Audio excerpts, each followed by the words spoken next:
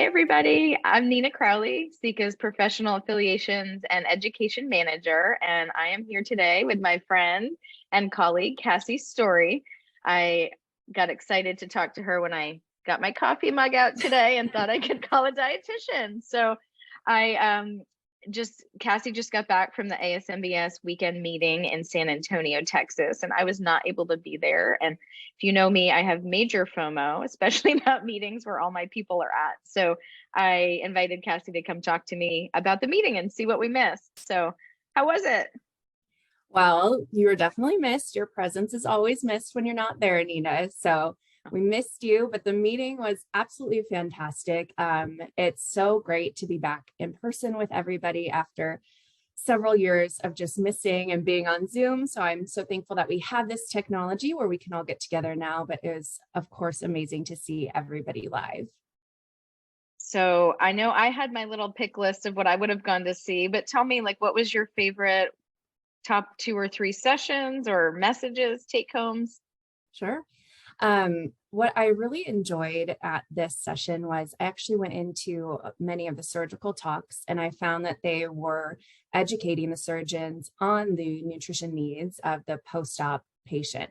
So one of the first sessions that I attended, I think it was the opening session actually on Friday, was pretty fun. They had, and what I'm loving about the conferences now, and noticed this at If So in Miami as well, is they're doing much more audience participation. You know, it's not just sitting there and somebody speaking at you. So the opening session essentially on Friday morning was Sue Benson Davies giving a nutrition quiz to a panelist of surgeons. And so it was surgeon panels asking them questions about nutrition and seeing what they knew. And they had a little game. It was, you know, red team versus blue team type of thing. And then the audience could chime in as well. So I think she had around 20 nutrition questions. So it was just fun to see the incorporation of this, you know, very important cornerstone job that we have as dietitians, and helping the surgeons learn more, maybe things that they didn't know around nutrition needs and the post-bariatric patients. So how did they do on the quiz? They were okay. I mean, even I didn't know some of them. I've been in this for 20 years, you know, so it was really, you know, it's just fun and a great way to start the morning, get everybody engaged and thinking through. But they were really fun to watch. They worked as teams, and they did fairly well, I would say. That is a fun opener. Yeah, that was definitely a good one. Another one that I attended later in the afternoon that had a similar vibe was in the integrated health section, and they did some difficult patient cases. And what was interesting about the approach that they used in that particular session was having the dietitian or the psychologist both present case studies and pausing to ask what you would do as a clinician. So it was really getting you thinking, you know, the one that I watched with Sarah, the dietitian, was on hypoalbuminemia before surgery, which is something we don't often think about, and thinking of albumin more as an inflammatory marker, not necessarily a malnutrition marker. And that's something that is a shift for a lot of us clinicians to think through, and how you would manage that type of case prior to surgery. So that was really interesting, but I'm loving the interactive sessions that they are giving lately. Another interesting point that I had wrote down was one of the new power task force from ASMBS that was just very recently published, and their suggestion of a definition for weight regain. We haven't had this weight I cannot say it. You go, Nina. Don't say it. Don't say recidivism. That's the point. There you go. That one. So it's suggested to be using the word recurrence now, right? Well, what I have taken in my notes is whatever the word I cannot say. You know, we all have these words we can't say. Face wash is another one. I just can't get it out. But so weight recurrence, whatever we want to say, weight regain, whatever the definition is. But the task force actually suggested some concrete numbers, and we haven't really seen that. So in the data in the last recent years, it's been suggestions of, you know, or in these papers, when we're looking at weight regain, it's hard to define because authors use different measures. So the Power Task Force has suggested that the definition of weight regain is a 10% weight gain from nadir for 6 months or longer. So that was the first time that I had heard that. And that's interesting for us as clinicians to help guide patients. Of course, we know that there's expected weight regain after a surgical procedure because obesity is a chronic relapsing disease. This is nothing that we can prevent with just one tool. So we know that weight regain will occur, but knowing how much is too much or what's not expected. Another interesting statistic from that particular paper that I have not pulled yet, but I'm excited to read through it. I'll send it to you. Oh, thank you. I appreciate it. That I wrote down that weight recurrence of 20% or more from that nadir weight is associated with an increased risk of redeveloping hypertension and diabetes. So these are important things that we need to know for our patients to help guide them. So in my mind, as thinking through when I'm talking to my patients who are experiencing weight regain, it's going to be, we'll come up with their individualized number. And if they get maybe more than 5% or give them, I always like to have a range of where they can expect to fall once they reach that nadir weight, like where are you going to kind of land, and have maybe that little 5% up or down range. And that we know as they're getting closer to that upper limit of what we don't want them to get to based on their individual numbers, we're going to start maybe honing in and looking at some more behavioral things. Another interesting statistic that I wrote down is that people often underestimate their calorie intake by up to 50%, even after surgery. So we know there's such an importance in self-monitoring, and it's something that I think as a dietitian early on in bariatrics, I did not want to encourage the patients to self-monitor because I was tending to see patients that were very early out from surgery, and that was an added stressor to them. But what we're seeing in the long-term data now is that self-monitoring, just like what we see in medically managed weight management, self-monitoring is extremely important for long-term success when it comes to the number on the scale. And by what we've seen in the data now in the bariatric population is weighing at least one time a month. Long term, once a week is probably more optimal.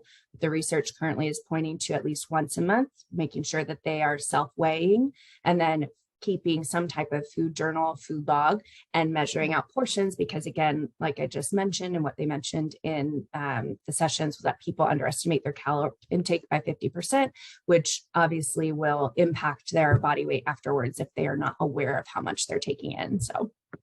And one of the big things I've, been digging into and seeing a lot more too is of that weight loss, looking at the quality of it, right? So we know that, people tend to focus, I would say much overly focus on weight on the scale and number. But when we actually are looking at the behaviors and all of that, that's a different story. But also, like, is that weight coming from fat? Is it coming from muscle?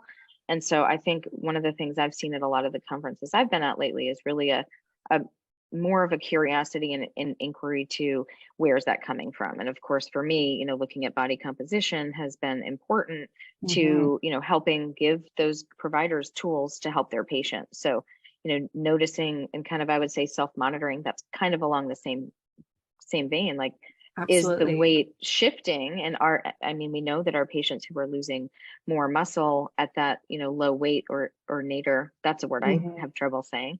The people who are losing more muscle are probably more likely to be the ones putting back on weight in a problematic way longer term. Absolutely. And I think that is, to your point, one of the things that we don't spend enough time on is sarcopenic obesity. And sarcopenia in general with aging is natural. We're all aging. I wish it wasn't true sometimes, but it's okay. I'll accept it with grace. And we're all aging. And this patient population is especially susceptible to sarcopenic obesity with their unfavorable body composition going into surgery often.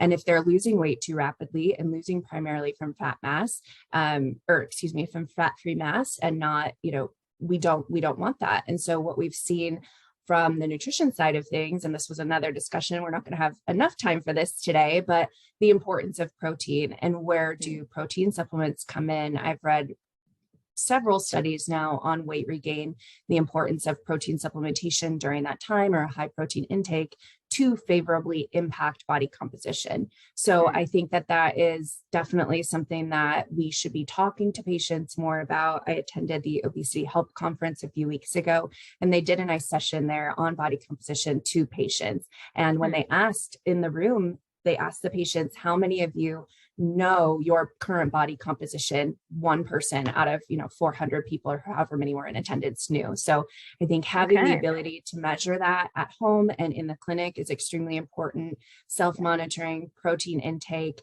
and then being understanding that your weight, all of us, will continue to fluctuate, and to get that continue to get that message out to the patients and let them know that it's okay to come back to us, and we are a safe space for them to talk about this, and we should be a safe space. So please be a safe space for the patients, because they need us, and they don't have a lot of clinicians that they feel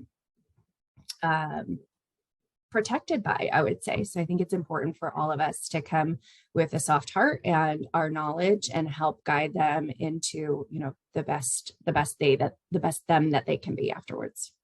I love that. I think, seeing more patients at meetings, seeing more talks like that. Was that a theme at this meeting as well? Like the patient coming alongside the patient. Yeah. I didn't see that too much.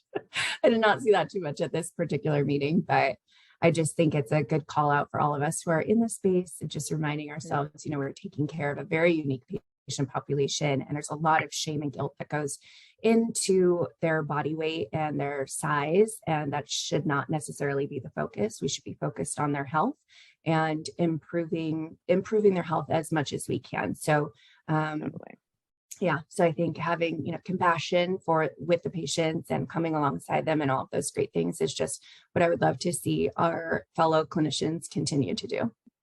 I know you and I share lots of similar thoughts on that. So any last messages or other talks that you wanted to share or share notes with me about before we go? I think that's probably it. But one of the psychologists did say an interesting quote, and I will say it for us now because it's on my notes.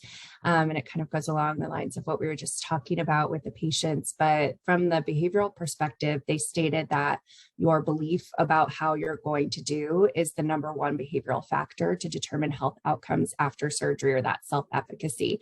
So encouraging our patients to value and believe in themselves regardless of the number, because we know they're so focused on the number on the scale, and we've got to shift away from that and help them focus on their health and their successes beyond just the number. So I think that's my final point, but I'm so sad that we missed you, and hope to see you again at the next one. But thank you for taking the time to chat with me about the meeting. Yeah, that's powerful. I think that's, that's powerful in so many ways. And I think that's a really good message for everybody on the team to really think through. So, thank you so much. It was great to see you, and I will definitely see you at the next meeting. Okay, bye. All right. Bye, Cassie.